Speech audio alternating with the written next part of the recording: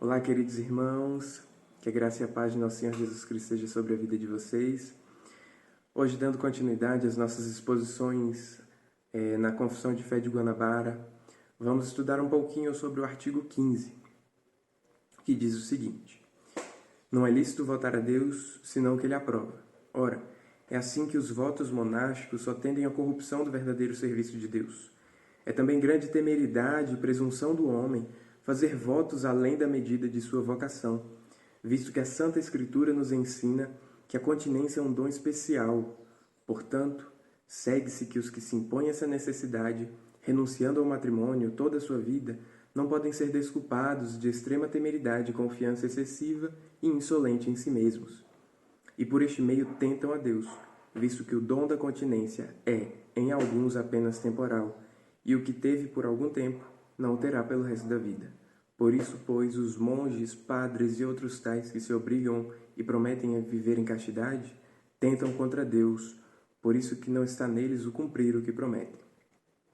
Bom, eu vou parar por aqui a leitura do artigo, pois ele é um pouco longo e ficaria muito cansativo se eu fosse lê-lo por inteiro. Mas vamos lá. Nesse artigo,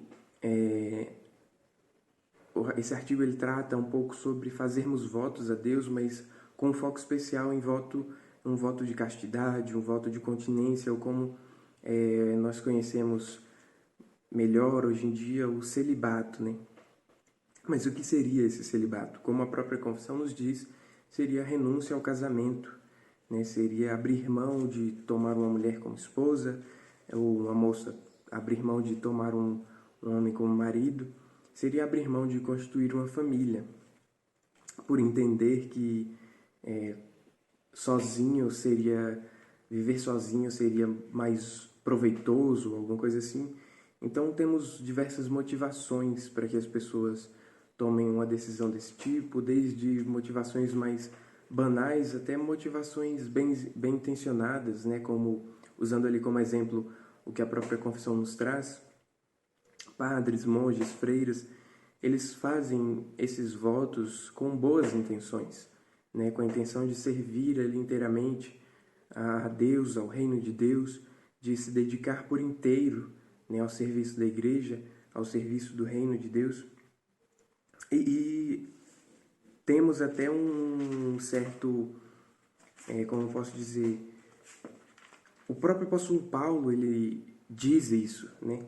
Como podemos ver lá em 1 Coríntios, capítulo 7, versículos de 32 a 33, ele nos diz assim: o que realmente eu quero é que estejais livres de preocupações. Quem não é casado, cuida das coisas do Senhor, de como agradar ao Senhor. Mas o que se casou, cuida das coisas do mundo, de como agradar a esposa. Então, o próprio apóstolo Paulo, ele nos diz isso, que o solteiro ele pode se dedicar ali de forma mais especial ao reino de Deus, né? Ao Senhor, às coisas do Senhor, enquanto o casado ele deve se dedicar também à sua esposa, aos seus filhos, à sua família.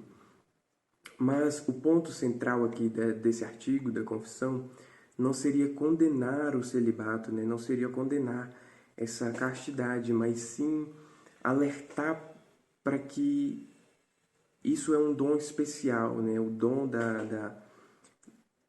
se conseguir se dominar, né, a ponto de não precisar se casar, isso é um dom especial, isso é para poucos e não para todos nós, né? É um dom e não uma escolha nossa. Assim como nós vimos ali o apóstolo Paulo falando sobre a solteirice, podemos ver também no capítulo 7 de 1 Coríntios, versículos de 7 a 9, ele nos alertando sobre essa questão de ser um dom especial. Vamos ler aqui. Quero que todos os homens sejam tais como eu também sou. No entanto, cada um tem de Deus o seu próprio dom, um, na verdade, de um modo, outro, de outro. E aos solteiros e viúvos digo que lhes seria bom se permanecessem no estado em que eu também vivo. Caso, porém, não se dominem, que se casem, porque é melhor casar do que viver abrasado.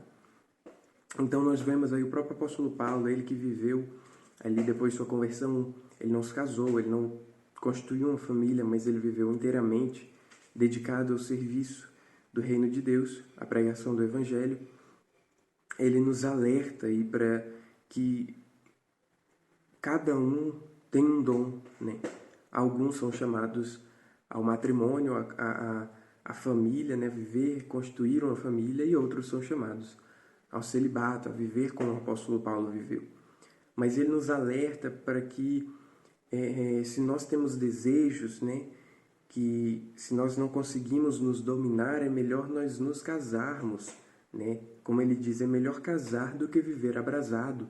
Então nós vemos aí que não é uma escolha, mas ele nos incentiva, né? Se você não consegue se dominar, que você se case, né? Porque é melhor você se casar do que você viver essa vida abrasado, né? Com desejos aí, reprimindo esses desejos. Mas então nós não podemos, não devemos, né?